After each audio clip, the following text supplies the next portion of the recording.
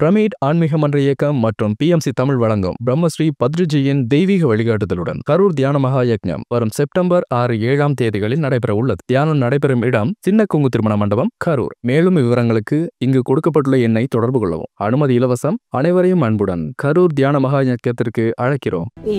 இந்த ஸ்பீடா வாழக்கூடிய நேரத்துல அதை பத்தி நமக்கு தோன்றது இல்லை. ஆனா தியானம் அப்படின்னு நம்ம செய்யும் போது அது நமது உள்நோக்கி செய்யக்கூடிய பயணம்.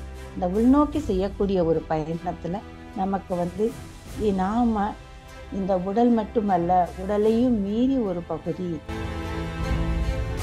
உயர்ந்த ஒரு விழிப்புணர்வு நமக்குள்ள இருக்கு. ஏன்னா அந்த விழிப்புணர்வு தான் நமக்கு எல்லாத்தையுமே சொல்லுது. இது இதை பற்றி நீ நினைக்கிற, இது உன்னோட எக்ஸ்பீரியன்ஸ், இப்படி எல்லாமே அறிந்து நமக்கு உள்ளுக்குள்ள இருந்து சொல்லக்கூடியது. இந்த ஒரு மனதளவில் இருக்கும்போது பாஸ்டுக்கும் ஃபியூச்சருக்கும் நடுவில் ஊஞ்சல் அடிக்கிட்டே இருக்கும். ஆனால் இது இருக்கும்போது ப்ரெசன்ட்குள்ளே மட்டும் இருக்கும். ஆனால் அந்த ஒரு கான்சியஸ்னஸ்க்கு நமக்கு ஒரு ஜட்ஜ்மெண்ட் இருக்காது, அட்டாச்மெண்ட் கிடையாது, எப்பவுமே ஒரு சமநிலையில் தான் இருக்கும். அந்த சுயத்துக்குன்னு சில குவாலிட்டிஸ் இருக்கு. அந்த குவாலிட்டிஸ் என்னன்னா, அது எப்பவுமே அன்பால நிறைந்தது. அந்த அன்புங்கிறது ஒரு பியூர் லவ். அந்த லவ்ல அந்த ஒரு தூய அன்புக்குள்ள எந்த விதமான ஒரு கள்ளமோ கபடமோ எதுவுமே இல்லாம வெளிப்புற சூழ்நிலை எதுவாக இருந்தாலும் அதனால நம்ம அஃபெக்ட் ஆகாம உள்ளுக்குள்ளே இருக்கக்கூடிய ஒரு அமைதி வேற, வெளியில நம்ம வெளிப்படுத்தக்கூடிய அமைதியும் இதுவும் ஒன்றாக இருக்கு.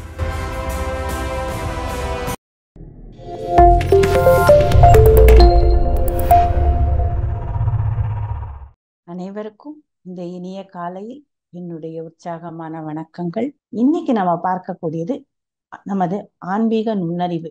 அதாவது தியானம் ஆன்மீக நுண்ணறிவை மேம்படுத்துகிறது. எப்படி ஆன்மீக நுண்ணறிவு நமக்கு இந்த தியானம் மூலமாக நமக்கு கிடைக்கிறது, அது மட்டுமல்ல அதை எப்படி நாம அறிவியல் பூர்வமாக இந்த ஆன்மீக நுண்ணறிவை நாம புரிந்துக்கலாம் அப்படிங்கிறத இன்னைக்கு நம்ம கொஞ்சம் விரிவாக பார்க்க போறோம். நார்மலாகவே நம்ம தியானம் அப்படின்னு சொல்லும் போது இது ஒரு உள்நோக்கி போகக்கூடிய பயணம். அதாவது நம்ம நார்மலா இருக்கக்கூடிய லைஃப்ல இந்த வெளியுலகத்தோடு தான் நம்ம டீல் பண்ணிட்டு இருக்கோம். வெளியே என்ன நடக்குது, எங்க போறோம், என்ன ஆஃபீஸ்ல நடக்குது, ஃபேமிலியில என்ன, இதே மாதிரி நம்ம இந்த வெளியுலகத்தை மட்டுமே நம்ம பார்த்துட்டு இருக்கோம். அதனால வெளியுலகத்தோடு மட்டும் உறவு இருக்கு. வெளியுலகத்தோடயே நம்ம வாழ்ந்துகிட்டு இருக்கோம், பயணம் செய்துட்டு இருக்கோம். ஆனா நமக்கு உள்ள இதையெல்லாம் நடத்தி கொடுக்கக்கூடிய ஒரு உணர்வு இருக்கு. அந்த உணர்வு ஒரு பவர், நம்ம என்ன வேணா சொல்லலாம். அந்த ஒரு பவரை பத்தி நம்ம அதிகமா யோசிக்கிறது இல்லை. அதை பத்தி நம்ம டச் பண்றது கூட இல்லை. சொல்லப்போனா நமது உள்ள இருக்கக்கூடிய அந்த ஒரு பகுதி, அந்த பகுதியை ஸ்மால் போர்ஷன், ஆனா பவர்ஃபுல்லான ஒண்ணு. அதை நம்ம அதிகமா டச் பண்ணாம போயிட்டு இருக்கோம். ஏன்னா அது நமக்கு இந்த இந்த ஸ்பீடா வாழக்கூடிய நேரத்துல அதை பத்தி நமக்கு தோன்றது இல்லை. ஆனா தியானம் அப்படின்னு நம்ம செய்யும் போது அது நமது உள்நோக்கி செய்யக்கூடிய பயணம். இந்த உள்நோக்கி செய்யக்கூடிய ஒரு பயணத்துல நமக்கு நாம இந்த உடல் மட்டுமல்ல, உடலையும் மீறி ஒரு பகுதி. அதாவது உடல்னா என்ன, நமக்கு மனம், மனத்துக்குள்ள எண்ணம், எண்ணத்துக்குள்ள உணர்வுகள், இது மட்டும்தான் இருக்கா, இல்ல இதுக்கும் பின்னாடி ஏதாவது இருக்கா அப்படின்னு தேட போகிறோம். அப்படி தேட போகும்போதுதான் கண்டிப்பாக இந்த உடல் மனம் இதுக்கும் பின்னாடி ஒரு பெரிய ஒரு உணர்வு இருக்கு.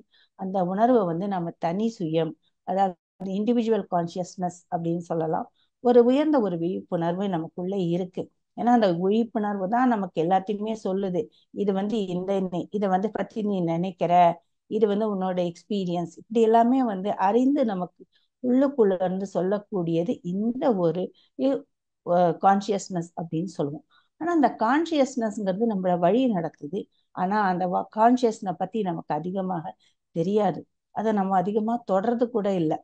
நாம அந்த தியானம் செய்யும் போது, நாம உள்நோக்கி பயணம் செய்யும் போது நமக்குள்ள ஒரு கண்ணுக்கு தெரியாத ஒரு பவர் இருக்கு, கண்ணுக்கு தெரியாத ஒரு கான்சியஸ்னஸ் இருக்கு. அந்த கான்சியஸ்னஸ் தான் நம்மளை வழி நடத்துறது. அப்படின்னா அது எப்படி இருக்கு, என்ன மாதிரி குணங்களில் இருக்கு அப்படிங்கறதெல்லாம் நமக்கு கொஞ்சம் கொஞ்சமாக ஒரு புரிதல் வருகிறது. அந்த கான்சியஸ்னஸ் அப்படின்னு சொல்லும்போது அதாவது தனி சுயம் அப்படின்னு நமக்கு சொல்லலாம். அந்த தனி சுயம் பார்த்தீங்கன்னா எப்பவுமே ப்ரெசன்ட்ல தான் இருக்கும். ஆனா நாம மனதளவில் இருக்கும்போது பாஸ்டுக்கும் ஃபியூச்சருக்கும் நடுவுல ஊஞ்சல் ஆடிக்கிட்டே இருக்கும். ஆனா இது இருக்கும்போது ப்ரெசன்ட்குள்ள மட்டும் இருக்கும். ஆனா அந்த ஒரு கான்சியஸ்னஸ்க்கு நமக்கு ஒரு ஜட்ஜ்மெண்ட் இருக்காது, அட்டாச்மெண்ட் கிடையாது. எப்பவுமே ஒரு சமநிலையில தான் இருக்கும்.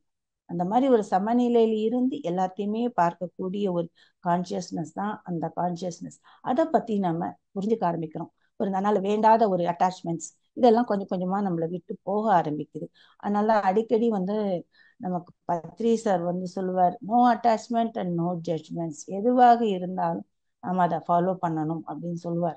அந்த மாதிரி எதுக்குமே நம்ம அட்டாச் பண்ணிக்கிறது இல்லை. இவன் நம்ம மேனிஃபெஸ்டேஷன்ல கூட பார்த்தோம். நம்ம தியானம் பண்ணும்போது நமக்கு எந்த ஒரு கனவுகள் தேவையோ, எந்த ஒரு இலக்கு தேவையோ, அதை கரெக்டா நம்ம தியானத்தின் மூலமாக செலக்ட் பண்ணிட்டு அதை நம்ம மேனிஃபெஸ்ட் பண்ணி மேல அதை பிரபஞ்சத்துக்கிட்ட கொடுத்துடுறோம். அதுக்கு பின்னாடி நம்ம அட்டாச் பண்ணிக்கிறதுல எப்ப நடக்கும், ஏன் நடக்கும், எதுக்கு நடக்கல, இந்த மாதிரி கொஸ்டின்ஸ் எல்லாம் நம்ம விட்டுட்டு அதை நம்ம பண்ணிட்டு அதை அப்படியே அங்க சரண்டர் பண்ணிடுறோம் நாம. அப்படிப்பட்ட ஒரு அந்த சுயத்துக்குன்னு சில குவாலிட்டிஸ் இருக்கு. அந்த குவாலிட்டிஸ் என்னன்னா, அது எப்பவுமே அன்பால நிறைந்தது. அந்த அன்புங்கிறது ஒரு பியூர் லவ். அந்த லவ்ல அந்த ஒரு தூய அன்புக்குள்ள எந்த விதமான ஒரு கள்ளமோ கபடமோ எதுவுமே இல்லாம அது பாலை போல தூயமான ஒரு அன்பு. அந்த அன்புங்கிறது நமக்குள்ள வரும்போது நாம மட்டும் அந்த அன்பை சொல்றது இல்லை, மற்ற எல்லாருக்குமே நாம பரப்புகிறோம். அதான் நம்ம வெளிப்படுத்தக்கூடிய அந்த ஒரு குணம்தான் அந்த ஒரு பியூர் லவ் நம்ம மற்றவங்களோடையும் மற்ற உயிரினங்களோடையும் நம்ம வெளிப்படுத்த துவங்குகிறோம். அப்படி வெளிப்படுத்த துவங்கும் போது அந்த ஒரு அன்புக்கு அன்கண்டிஷனல் லவ் அப்படின்னு சொல்லுவாங்க. எதிர்பார்ப்பு எதுவுமே இல்லாத ஒரு அன்பு. அது நமது நண்பர்களாக இருக்கலாம், நமது ஃபேமிலி மெம்பர்ஸாக இருக்கலாம். ஃபேமிலி மெம்பர்ஸ் அப்கோர்ஸ் நம்ம ஒன்றுக்கு ஒன்று கொடுத்துட்டு போறோம், அதுல ஒரு இது கிடையாது. ஒரு உயிரினத்துக்கிட்டயோ ஒரு தாவரத்துக்கிட்டயோ எதுவாக இருந்தாலுமே நாம ஒரே மாதிரி அதை நினைக்க பார்க்கிறோம். அந்த நினைத்து அதுக்கும் ஒரு அன்பை, அது ஒரு குவாலிட்டி, நமக்கு அந்த நிலை நமக்கு வருகிறது. அடுத்ததுக்கு நம்ம பார்த்தோம்னா எப்பவுமே ஒரு முழுமையான ஒரு சந்தோஷம், ஒரு மகிழ்ச்சி, அது எடுக்க எடுக்க குறையாத ஒரு மகிழ்ச்சி. மற்ற மகிழ்ச்சியெல்லாம் நம்ம பார்க்க போனோம்னா அது டெம்பரரியா தான் இருக்கும். இப்ப நம்ம ஷாப்பிங் போறோம், இல்லைன்னா ஒரு கார் வாங்குறோம், புது பொருளை வாங்கிட்டு வரோம். அதெல்லாம் வாங்கிட்டு பார்த்தோம்னா நம்ம கொஞ்ச நாள் அந்த சந்தோஷம் இருக்கும். அதுக்கப்புறமா அது கொஞ்சம் கொஞ்சமா குறைய ஆரம்பிச்சிடும். இப்ப நம்ம ஒரு 25 லட்ச ரூபா கொடுத்து ஒரு காரை வாங்கிட்டு பண்ணோம்னா முதல் நாள் இருக்கக்கூடிய சந்தோஷம் 30வது நாள், அதாவது 1 மாசம் கழிச்சியோ 2 மாசம் கழிச்சியோ 5 மாசம் கழிச்சியோ பாத்தீங்கன்னா சந்தோஷம் இருக்கும். ஆனா முதல் நாள்ல எந்த அளவுக்கு இருந்ததோ, எந்த டிகிரியில இருந்ததோ அந்த டிகிரியில கண்டிப்பாக 5வது மாசத்துல அது இருக்காது. ஏன்னா நம்ம கொஞ்சம் கொஞ்சமா அது குறைஞ்சிக்கிட்டு போறது. இது எல்லாமே ஒரு மெட்டீரியலோட கனெக்ட் பண்ணிருக்கு.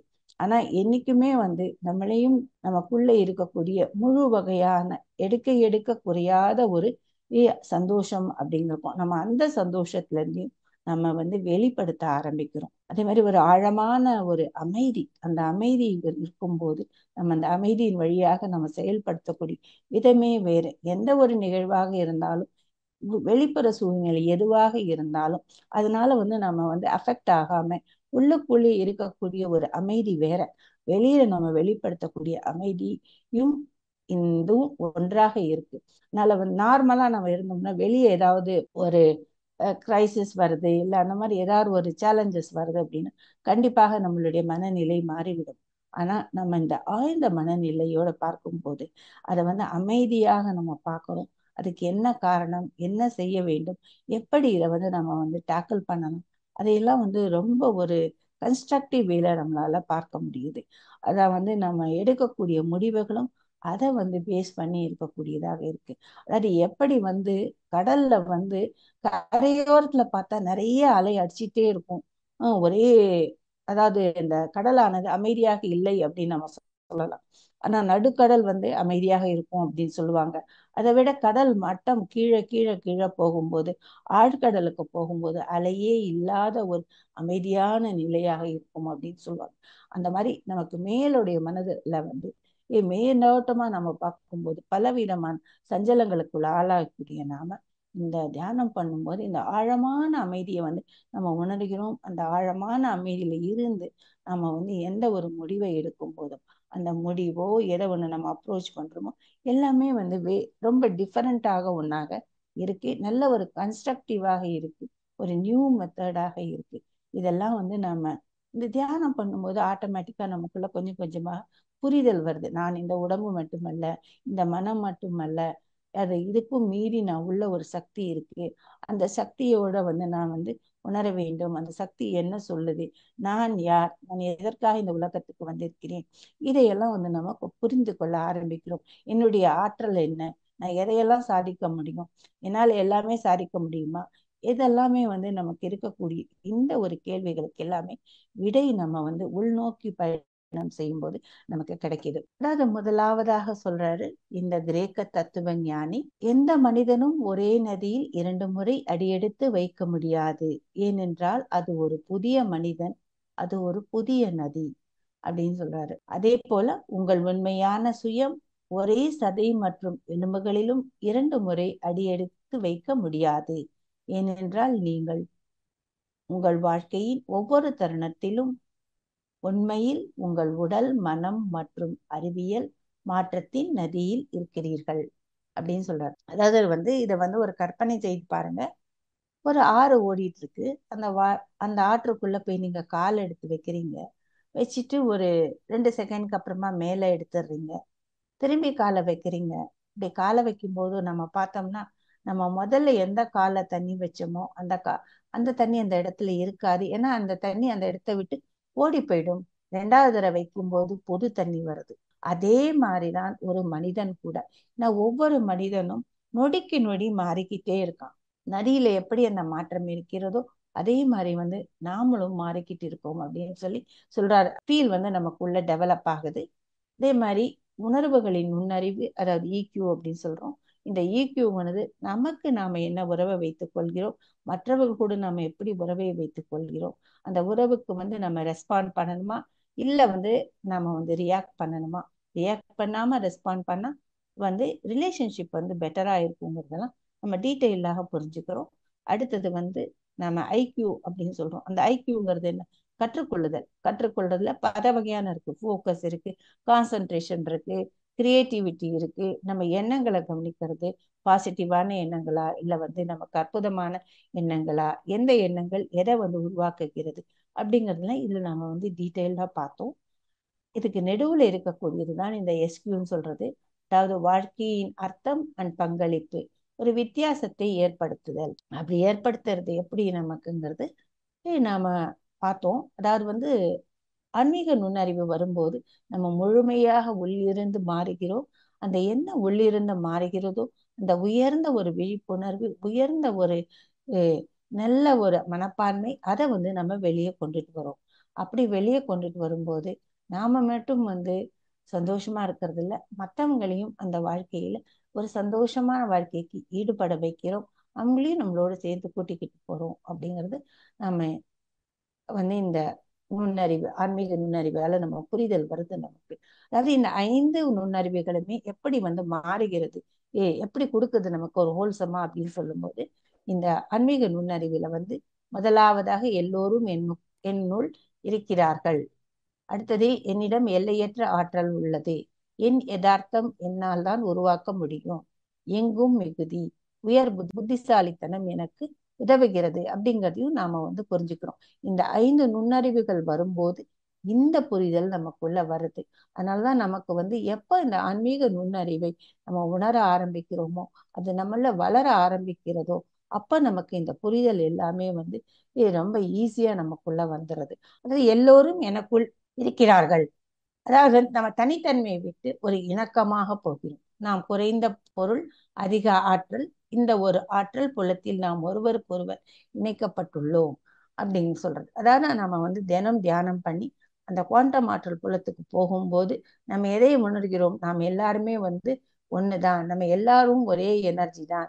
அந்த எனர்ஜியால் நம்ம எல்லோருமே இணைக்கப்பட்டிருக்கிறதுனால நாம அந்த ஆற்றல் நிலையிலே நீ வேறு நான் வேறு அப்படிங்கிறது கிடையாது. என்னுள் வரம்பற்ற திறன் இருக்கிறது. அதாவது குறுகிய மனத்திலிருந்து படைப்பு மனத்துக்கு போறோம். இந்த புலம் எல்லையற்ற சாத்தியக்கூறுகளை கொண்டுள்ளது. அதாவது நம்ம அந்த குவாண்டம் ஆற்றல் புலம் அப்படின்னு சொல்லும்போது அதுக்குள்ள நம்ம பார்த்தோம் எல்லையற்ற ஒரு பாசிபிலிட்டிஸ் அதுக்குள்ள இருக்கு. அந்த பாசிபிலிட்டிஸ் எல்லாமே இருக்கும்போது நாம என்ன உணர்றோம்? வந்து நமக்குள்ள எல்லா ஆற்றலுமே இருக்கு. அந்த ஆற்றல் இருக்கும்போது நம்மளால எதை வேணுமா கிரியேட் பண்ணிக்கலாம் அப்படின்னு நினைக்கிறது மட்டுமல்ல, நாம நாம நினைக்கிற மாதிரி 10 வழியோ 20 வழியோ இல்ல வந்து 30 பாசிபிலிட்டிஸோ கிடையாது. எத்தனையோ பாசிபிலிட்டிஸ் இருக்கு, அது எனக்கு வந்து சேரும் அப்படின்னு நாம நினைக்கிறதுனால எனக்கு பாசிபிலிட்டிஸ் எது தேவையோ என்னால கொண்டு வர முடியும் அப்படின்னு சொல்லும்போது நமக்குள்ளேயே ஒரு நல்ல ஒரு பலம் வருது. அப்படி பலம் வரும்போது அகைன் நாம வந்து நார்மலாக இருக்கிறதுக்குள்ள எனக்கு மட்டும் இதுக்கு வேணும், எனக்கு மட்டும் சக்சஸ் வேணும், எனக்கு மட்டும் ப்ரமோஷன் வேணும், என்னுடைய கம்பெனி மட்டும் நல்லா வளரணும் அப்படிங்கிற ஒரு மனநிலையில தான் வாழ்ந்துட்டு இருக்கிறோம். அந்த வாழக்கூடிய நார்மலாக இருக்கக்கூடிய அந்த ஒரு மனநிலையானது அதை விட்டுட்டு ஒரு கிரியேட்டிவ் மனநிலைக்கு போகுது. எல்லாருமே என் உள்ள இருக்காங்க, என்கிட்ட நிறைய பாசிபிலிட்டிஸ் எது வேணா இருக்கு, என்னால வாங்கிக்க முடியும் அப்படிங்கும்போது நாம எல்லாருமே வந்து ஒன்றோடு ஒன்று இணைந்து ஒரு புதியதாக ஒன்று படைக்க ஆரம்பிக்கிறோம். காம்படிஷன் அதுக்குள்ள இருக்கிறது இல்ல, ஒரு இல் ஃபீலிங் அதுக்குள்ள இருக்கிறது இல்ல. அப்புறம் அவங்களுக்கு மட்டும் ஏன் நடக்குது எனக்கு நடக்கல அப்படிங்கிற நிலை, இதை எல்லாமே நம்ம விட்டுட்டு நம்ம வந்து புதிய ஒரு புரிதலோட ஒரு கிரியேட்டிவ் மைண்ட் லெவலுக்கு நம்ம போகிறோம். அடுத்தது என் யதார்த்தம் என்னால் தான் உருவாக்க முடியும். அது அப்சர்வேஷன் கிரியேட்ஸ் பாசிபிலிட்டிஸ் சொல்றாங்க. உற்று நோக்குதல் சாத்தியங்களை உருவாக்குகிறது. இல்ல மெயினியா என்ன வருதுன்னா பழியில இருந்து உரிமைக்கு போகிறோம். நாம எப்பவுமே வந்து வாழ்க்கையில எது நடந்தாலும் மத்தவங்க கிட்ட பழி போட்டுருவோம். ஏன்னா நம்ம ஒழுங்கா டெசிஷன் எடுக்க மாட்டோம். இதை பண்ணலாமா அதை பண்ணலாமா அதை பண்ணலாமான்னு போய் கேட்கும்போது அவங்க சொன்ன மாதிரி வந்து நம்ம பண்ண ஆரம்பிக்கும் போது சரியா போனா நம்ம ஒன்றும் சொல்ல மாட்டோம். ஆனா சரியா போகலைன்னா கண்டிப்பா மற்றவங்களோட மேல நம்ம பழி போடுவோம். அது மட்டும் இல்லை, நாம என்ன செயல் செய்கிறோமோ அந்த செயலுக்கு உண்டான ரெஸ்பான்சிபிலிட்டியை நம்ம ஏத்துக்கிறோம். ஏன்னா நாம வந்து நமக்குள்ள வந்து இந்த தியானம் செய்யும் போது நமக்கு அந்த இமோஷனல் இன்டெலிஜென்ஸ் அப்படின்னு சொல்றது வளருகிறது. அப்படி இமோஷனல் இன்டெலிஜென்ஸ் வரும்போது நமக்கு என்ன பிளஸ் இருக்கு, நமக்கு என்ன மைனஸ் இருக்கு, நாம வந்து இந்த பிளஸ் பாயிண்ட்டை எப்படி யூஸ் பண்ணலாம், நம்மளோட பர்சனாலிட்டி எப்படி நம்ம வந்து டெவலப் பண்ணிக்கலாம், எப்படி செல்ஃப் கான்பிடன்ஸ் நமக்குள்ள கொண்டு வரலாம், அதையெல்லாம் நம்ம வந்து ஆராய்ந்து பார்த்து வரும்போது நம்மளுடைய மதிப்பு நமக்கு என்னங்கிறது தெரியறதுனால அதை தைரியமாக இதை நம்ம இந்த டெசிஷன் எடுத்து பண்ணலாம் அப்படிங்கிற நிலைக்கு போறோம். அது மட்டும் இல்ல, நாம என்ன செய்கிறோமோ முடிவு எதுவாக இருந்தாலும் சரி, ப்ராசஸ் எதுவாக இருந்தாலும் சரி, அந்த ஒரு டெசிஷனுக்கு நாம ஸ்டாண்ட் அப் பண்ணிக்கிறோம். அது மட்டும் இல்ல, இப்ப வந்து ஒரு ஆபீஸ்லயே ப்ரமோஷன் கிடைக்கலன்னா கூட போய் ஏன் கிடைக்கல, எதுக்கு கிடைக்கல அப்படிங்கிறதுக்கு வந்து ஒரு ரெஸ்பான்சிபிலிட்டி மட்டும் இல்ல, போய் எக்ஸ்பிரஸ் பண்ணி அந்த பாஸ் கிட்ட கேட்கக்கூடிய ஒரு தைரியம் வந்து நமக்குள்ள வருது. அதனால வந்து நாம நம்ம வாழ்க்கையோட ரிமோட்டை கையில எடுத்துக்கிறோம். அந்த ரிமோட்டை இன்னொருத்திட்ட கொடுத்துட்டு இருக்காம நம்மளுடைய ரிமோட்டை நாம கையில வச்சுட்டு நமக்கு என்ன தேவையோ, என்ன ரியாலிட்டியை உருக்கணும், எது எனக்கு வேண்டுமோ அதை நாம வந்து உருவாக்கி கொள்கிறோம். அடுத்தது வந்து எங்கும் மிகுதி அப்படின்னு சொல்லுவோம். அதாவது பற்றாக்குறையில இருந்து வளத்துக்கு போறோம். அதாவது ஸ்கேர்சிட்டில இருந்து நம்ம அபண்டன்ஸ்க்கு போறோம். அந்த அப்படி அபண்டன்ஸ்க்கு நம்ம போகும்போது நம்ம நம்ம வந்து பிஹேவ் பண்ணக்கூடிய நம்மளுடைய நிலையே வேறையாக இருக்கு. எல்லாவற்றிலும் வந்து அனைவருக்கும் வரம்பற்ற வாய்ப்புகள் இருக்கு. அதனால எனக்கு தேவைங்கிறது வந்து நிறையவே இருக்கும்போது நம்ம அந்த அபண்டன்ஸ் ஃபீலிங்ல இருந்து நாம செயல்பட ஆரம்பிக்கிறோம். அப்படி செயல்பட ஆரம்பிக்கும் போதுதான் வந்து நமக்கு வந்து ஒரு எல்லாத்தையுமே வேறையா பார்க்கக்கூடிய ஒரு நிலை நமக்கு வந்து தெரிகிறது. அது மட்டுமல்ல, எல்லாமே அபண்டன்ஸ்ல இருக்குன்னா நம்ம எல்லார்கிட்டையும் தைரியமா வந்து ஷேர் பண்றோம், இருக்கிறத ஷேர் பண்றோம், எண்ணத்தை ஷேர் பண்றோம், நாலெட்ஜை ஷேர் பண்றோம், எது வேணுமாலும் நம்ம கிட்ட இருக்கிறது தைரியமாக ஷேர் பண்றோம். இல்லைன்னா எங்க வந்து குறைஞ்சு போயிடுமோ, எங்க இல்லாம போயிடுமோ அப்படிங்கிற ஒரு பயம் நம்மளை விட்டு போகிறது. அது மட்டும் இல்ல, நம்ம தினம் கிராட்டிடியூட் சொல்லும் போது நாம சொல்லக்கூடிய அந்த நிலை ஒரு அபண்டன்ஸ் நிலையில இருந்து சொல்லுகிறோம். அதனால நம்ம அந்த அபண்டன்ஸ் எப்பவுமே ஃபீல் பண்ணுகிறோம். எதுவாக இருந்தாலும் சரி, நமக்குள்ள ஒரு அபண்டன்ஸ் ஃபீலிங் நமக்குள்ள இந்த தியானம் கொடுக்குது. அடுத்தது உயர் நுண்ணறிவு பேராற்றல் எனக்கு உதவுகிறது. அதாவது நம்ம வந்து மனத்திலிருந்து இதயத்துக்கு போகிறோம். அதாவது நமக்குள்ள ஒரு ஃபீலிங் இருக்கு, எப்பயுமே ஒரு ஹையர் இன்டெலிஜென்ஸ் கூட இருக்கு, அது எனக்கு வழிகாட்டிக்கிட்டே இருக்கு அப்படிங்கிறது. அதாவது ஒரு நல்ல நிலையில இருக்கும் போதும், சக்சஸ்ஃபுல்லா வாழ்க்கை போயிட்டு இருக்கும் போதும் அதையே நம்ம நினைக்கிறோம். ஒருவேளை வாழ்க்கை வந்து கொஞ்சம் முன்ன பின்ன புரண்டு போகும் போதும் அதையே தான் பார்க்கணும். அதை வந்து ஏன் வந்தது, எப்படி வந்ததுன்னு ஒரு சால்வ் பண்ணி போகக்கூடிய ஒரு என்கொயரிக்குள்ள நம்ம போறோமே தவிர்த்து, எப்படி வந்தாலும் அந்த ஒரு ஹையர் இன்டெலிஜென்ஸ் என்கிட்ட வழிகாட்டுகின்ற ஒரு நம்பிக்கையோடு நம்ம வாழ்க்கையை ஏத்துக்கிறோம். அதாவது நம்ம பார்க்கும்போது பழைய சுயம் அப்படிங்கிறது வந்து தனித்தன்மையில இருக்கு. புதிய சுயம்ங்கிறது அதாவது ஒரு இணக்கமா எல்லார்கிட்டையும் ஒப்புக்கொண்டு போகிறோம். இதுல வந்து ஃபிக்ஸ்டு மைண்ட் செட் வந்து நம்ம வந்து ஒரு ஆக்கப்பூர்வமான ஒரு மனதிലേക്ക് போகிறோம். அடுத்தது வந்து பழியிலிருந்து நம்ம ரெஸ்பான்சிபிலிட்டி போறோம். பற்றாக்குறையிலிருந்து வளத்துக்கு போகிறோம். மனத்திலிருந்து இதயத்தை நோக்கி நம்ம போகிறோம். நமது முடிவுகள் எல்லாருமே நமது வாழும் வாழ்க்கையும் இதயத்தோட நமது உள் உணர்வை சார்ந்ததாக நம்ம வாழ்க்கையை வாழும்போது ஒரு அர்த்தமுள்ள ஒரு வாழ்க்கையாக இருக்கிறது. என் அன்பான வணக்கங்கள்.